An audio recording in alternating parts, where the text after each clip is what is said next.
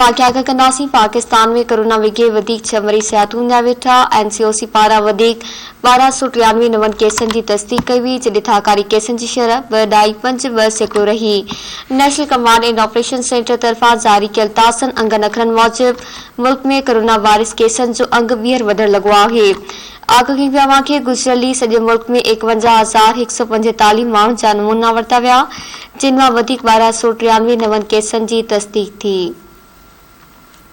NCOC मूजिबि गुज़िरियल 24 कलाकनि दौरान कोरोना वायरस जे हाकारी केसनि जी शरह 0.52% रही, जॾहिं त सॼे मुल्क में हिन वक़्तु 609 मरीज़नि जी हालत ॻणती जोगी आहे। एनसीओसी मूजिबि पाकिस्तान में कोरोना विघे वधीक 6 मरीज़ फोत थियण बाद हयातूं न्याणड़नि जो अंग वधी 28,961 थी वियो आहे।